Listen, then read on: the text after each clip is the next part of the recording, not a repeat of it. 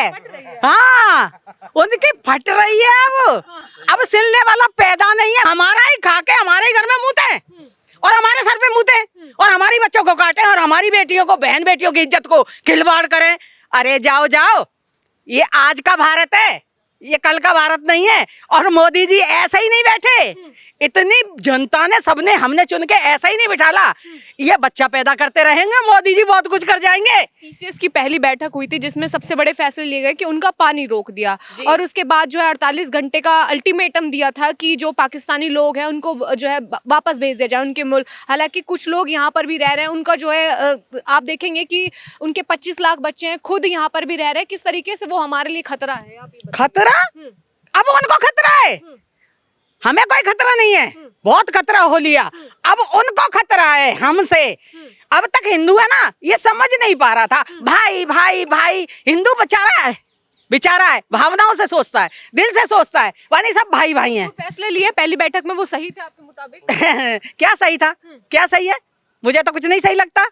अभी जो हुआ है ना, ये बहुत गलत हुआ है और इसके विपरीत जो होगा ना, जो मोदी जी करेंगे और हम सब मिलकर करेंगे यहाँ पर, हम वो होगा, वो अल्टीमेटम, बिल्कुल वो चैलेंज है। वो चैलेंज है।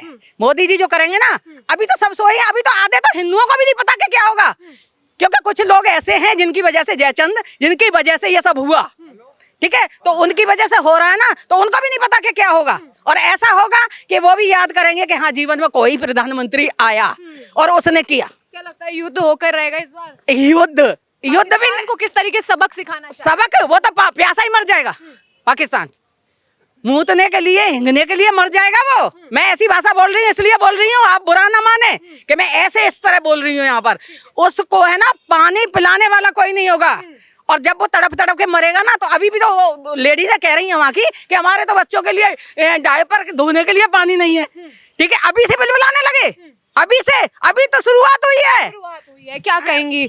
इन्होंने तो कह दिया है कि अभी शुरुआत हुई है, लेकिन अब जो है दूसरी बैठक भी होगी। क्या लगता है, क्या बड़े फैसले लिए जाएंगे? क्या इस बार पाकिस्तान को बढ़िया सबक सिखाया जाएगा भारत की तरफ से? आपने एक बात रखी थी कि अभी एक तरह की एक जांच हुई और उसमें पता चला कि घर के ही लोग मिले हुए हैं।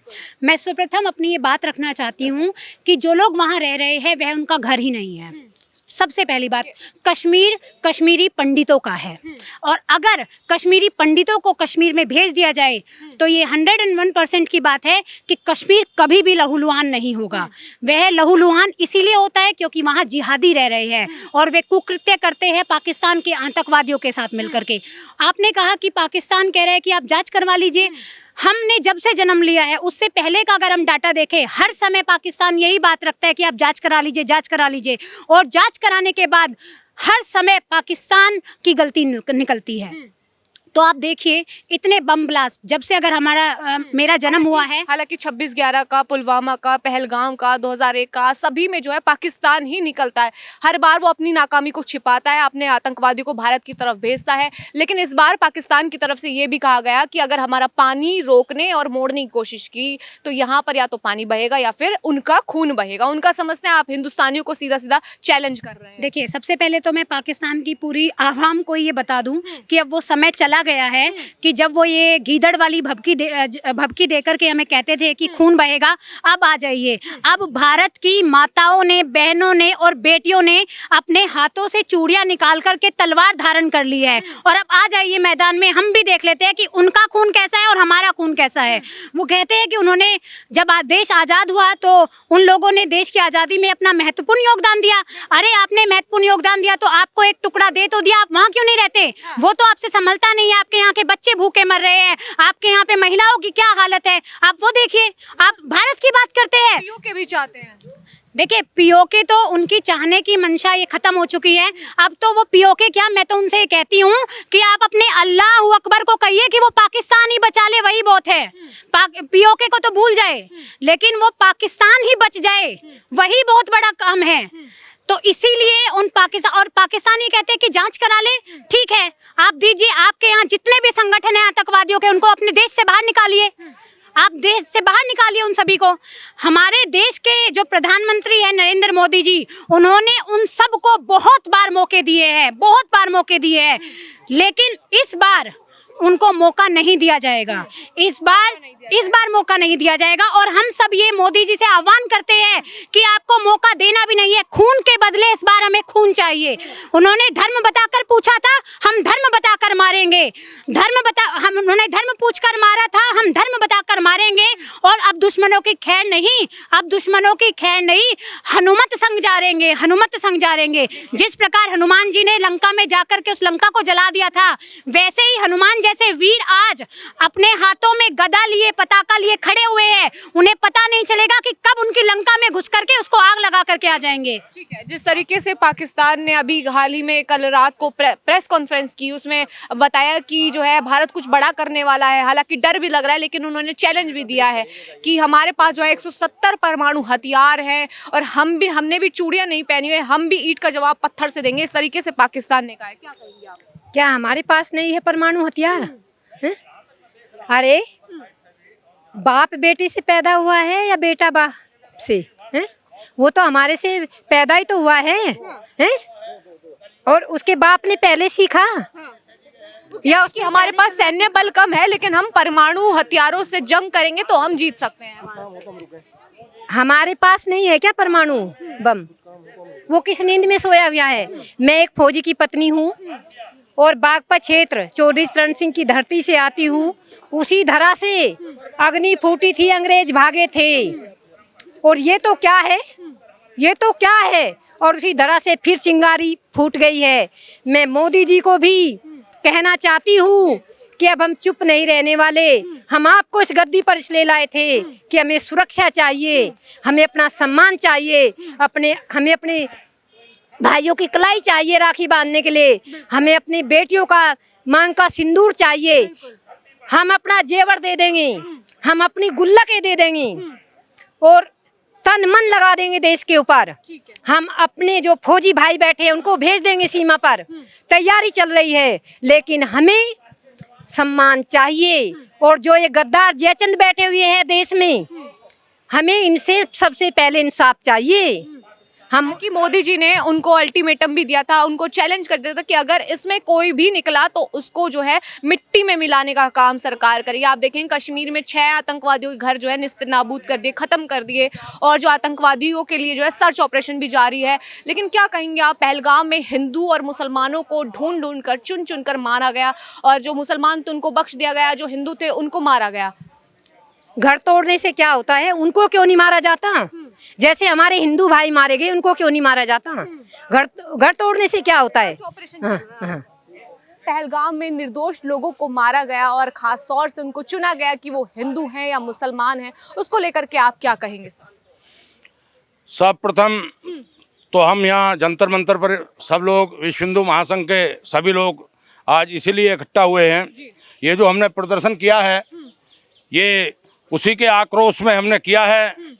और मैं कहना चाहूँगा देश के माननीय प्रधानमंत्री नरेंद्र मोदी जी से कि इन्होंने जैसे हमारे इन जवान बच्चों के कत्लेआम किया है और करते आए हैं, ये पाकिस्तान के राक्षस, मैं तो इन्हें असुर ही कहूँगा, और असुर की दूसरी भाषा होती है।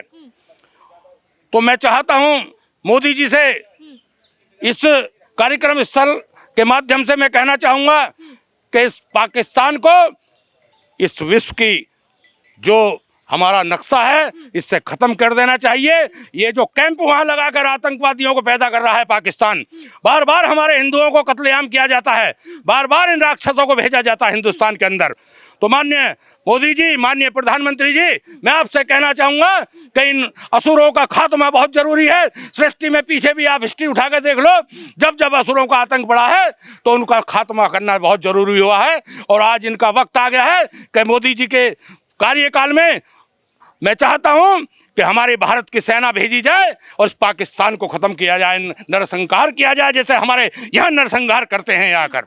आपने कहा कि प्रधानमंत्री के कार्यकाल में कुछ बड़ा फैसला लिया जाएगा, लेकिन अभी जो है ये दूसरा ऐसा हमला बताया जा रहा है कि प्रधानमंत्री कार्यकाल में हुआ है। पहले पुलवामा में अटैक हुआ, अब पहलगाम में हुआ। लगातार जो है विपक्षी पार्टियां भी कह रही हैं कि 370 हटने के बाद ये बड़ा जो है मामला सामने निकल कर आया है। देखिए, 370 हटना बहुत जरूरी था, क्योंकि हमारे भारत का नागरिक अपने ही देश की जमीन को नहीं ले सकता, वहां मकान नहीं बना सकता, वहां जा नहीं सकता, वहां बस नहीं सकता। तो ऐसा कौन सा कानून 370 बहुत अच्छा था जो कांग्रेस ने बनाया था? कांग्रेस के कार्यकाल में उसको हटाना बहुत जरूरी था। और मैं समझता हूं कि 370 बहुत छोटी बात है। इस पाकिस्तान को ही आप देख लेना, बहुत जल्दी भारत के प्रधानमंत्री और हमारे भारत की सेना, हमारे जवान बहुत जल्दी इस पाकिस्तान को इस विश्व के नक्शे से खत्म करने का काम विश्व करेंगे। के नक्शे से खत्म करने की बात करें, वही चीज हो रही है। पाकिस्तान मना कर रहा है कि आप जांच करा लीजिए, हम इस आतंकवादी घटना में सम्मिलित नहीं थे। और वहीं अभी जो है रात को, आधी रात को जो है पाकिस्तान में प्रेस कॉन्फ्रेंस भी की गई है, जिसको देखते हुए उनके अंदर डर सता रहा है कि पाकिस्तान के ऊपर जो है भारत कुछ बड़ा करने वाला है। देखिए, मैं कहता हूं कि आतंकवादी केवल मुस्लिम है, मुस्लिम है, मुस्लिम है, मुस्लिम है, केवल मुस्लिम है। हिंदू कभी आतंकवादी नहीं हो सकता। ये मुस्लिम है और मुस्लिम कंट्री एक हमारे हमेशा पाकिस्तान हमेशा हमारे खिलाफ साजिश करती आई है। आप हिस्ट्री उठा के देख लीजिए, आप पीछे चले जाइए पिछले कार्यकाल में कि इन्होंने हमारे साथ हमेशा आतंकवाद खड़ा किया हमारे सामने, और हमारे हमेशा हिंदुओं को काटने का काम किया, हिंदुओं को बर्बाद करने का काम किया। और हिंदुस्तान के साथ इन्होंने हमेशा गद्दारी की, और हमेशा गद्दारी करके हमारे जवान बच्चों को काटते रहे, और हमारे युवाओं को कभी बम विस्फोट किया, कभी कुछ। आप कितने बम विस्फोट, पहले मुंबई कांड हुआ, कितने कांड हुए, किसमें कौन है, कहाँ के आतंकवादी पकड़े जाते थे, पकड़े गए हैं आज तक? बताइए, पाकिस्तान के पकड़े नहीं गए हैं? मीडिया को नहीं पता। आप प्रूफ कर रहे हैं कि ये जो आतंकवादी है पाकिस्तान। हाँ, मैं बिल्कुल आपसे कहना चाहूंगा, पाकिस्तानी है, मुस्लिम पाकिस्तानी है, मुस्लिम पाकिस्तानी, मुस्लिम लगता है आपको पाकिस्तानी। ये जो बात कर रहे हैं, मुस्लिम पाकिस्तानी लोगों की बात कर रहे हैं, आपको क्या लगता है इसमें पूरी तरीके से पाकिस्तान लिप्त है? क्योंकि अभी जो है घर के ही लोग निकलकर सामने आ रहे हैं। कश्मीर में जो है कुछ लोगों ने सहायता की है इन आतंकवादियों की, उस पर आप क्या कहेंगे? देखिए, लिप्त नहीं है, पूरी तरीके से पाकिस्तान है उसके अंदर में, पूरी तरीके से। और मैं बता दूं, ये बहुत बड़ी गलती नहीं, गलता कर लिया है, गलता। और मैं बता दूं आपको, जो कुत्ते के बच्चे ये कह रहे हैं ना कि जो है जांच करा लो, घर में घुस के मारेगा नरेंद्र मोदी, घर में घुस के, और ऐसा हश्र करके जाएंगे जो दुनिया देखेगी कि नरेंद्र मोदी ने जो है ये क्या कर दिया ये। और सन 47 वाला भारत नहीं है ये आज का भारत है, नया भारत। और मैं बता दूं आपको, जो हश्र होगा ना, आज हो जाए या कल हो जाए या शाम को हो जाए, वो पूरा दुनिया देखेगी कि नरेंद्र मोदी ने क्या करके दिया है। अरे अभी हो जाए या शाम को हो जाए, यानी कि अगले 24 से 36 घंटों के अंदर कुछ बड़ा होने वाला है क्या? भी समय हो सकता है, अभी हम बात कर रहे हो, वहां पे काम हो जाए पूरी तरीके से। और मैं बताऊं आपको, ये आज का भारत है, इधर से भी बम फोड़ेंगे, इधर से भी बम फोड़ेंगे, कहीं से सुनामी छोड़ेंगे, कहीं से परमाणु चारों तरफ। एक्चुअली क्या होता है, क्या है ये युद्ध है, इसमें चारों तरफ से घेर रहे हैं नरेंद्र मोदी इस समय, चारों तरफ से। कहीं से झेलम का पानी रोक रहे हैं, कहीं से कुछ रोक रहे हैं। ये चारों तरफ से जब घेर के मारेंगे ना, तो पाकिस्तान को बचने की कहीं भी जगह नहीं बचेगी। लेकिन पाकिस्तान के जो शहबाज शरीफ के भाई हैं, उन्होंने कहा है कि आप इस मुद्दे पर कुछ कीजिए। उन्होंने रूस से मदद मांगी है, उन्होंने कहा है कि रूस वाले आप समझाइए भारत को कि वो इस तरीके का युद्ध वगैरह ना करे। शहबाज शरीफ, तेरी इस वर्ल्ड के अंदर कोई भी मदद नहीं करेगा, भिखारी। तू भिखारी है, तो उस देश का प्रधानमंत्री है जो भिखारी देश है। और मैं बता दूं, तेरे पास कोई तेरी मदद को नहीं। तू रोज कटोरा लेकर के तू घूमता रहता है, आज मुझे भीख दे दो, आज मुझे भीख दो। तूने अपने बाप से टक्कर ली है, बाप से। हिंदुस्तान तेरा बाप है, बाप। और बाप से टक्कर नहीं ली जाती, बाप के चरणों में पड़ा जाता है। तू तो हमारी धूल के लायक भी नहीं है जो तुझे हम अपने उसके वो करें। और मैं बता दूं आपको, जिस दिन ये काम होगा ना, उस दिन दुनिया देखेगी और घर में घुस के मारेंगे। और ऐसा हश्र कभी देखा भी नहीं होगा, और कहीं किसी लायक नहीं बचेगा पाकिस्तान।